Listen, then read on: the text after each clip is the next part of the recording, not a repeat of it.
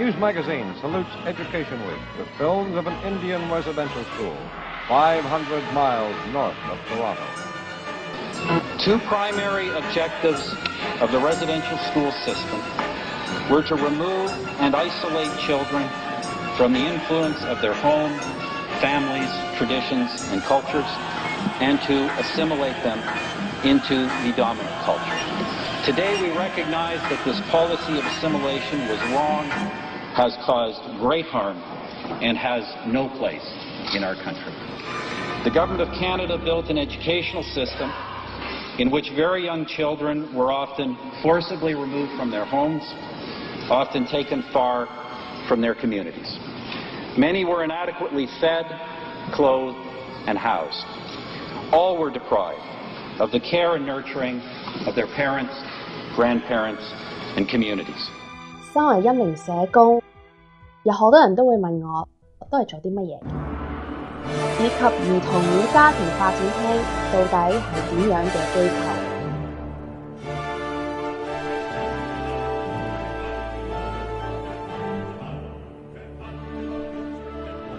Social workers are essentially police, and this can be documented. I'm not the first one to say this, by the way. But Child Protective Services, for example, the people that claim to be protecting children from their own parents and from child abuse, their role is essentially a police function. They come into the home and they enforce the laws against child abuse. Unfortunately, the laws against child abuse has no precise definition. Child abuse is not defined like other crimes according to jury trials. 部分家長由於道聽途說，可能會對兒童家庭發展廳喺維護兒童安全方面嘅工作產生疑惑同害怕心理。好多父母擔心自己嘅子女俾人帶走。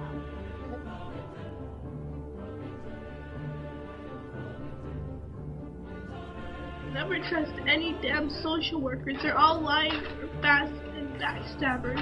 None of them have any hearts. They're all soulless monsters. See, the problem is in the beginning we had a meeting with the ministry and they kept saying that we're not working with them. We're being uncooperative. And I asked them point blank, I said, what does it mean to work with you? What do you want us to do? And they said, to admit and take responsibility for what you did. Oh, yeah. And we've heard that scenario, exactly. And it's usually in a dark dungeon somewhere. Exactly. The purpose of the child protection system is to pretend to promote the best interest of the children, while in fact they are ensuring all stakeholders involved are protected, profiting, and growing by continuously warehousing and trafficking slightly higher numbers each year.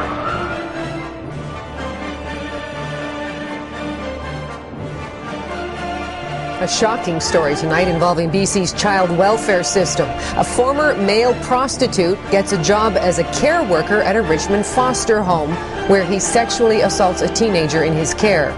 As Kirk Williams reports, critics are demanding answers from the provincial government.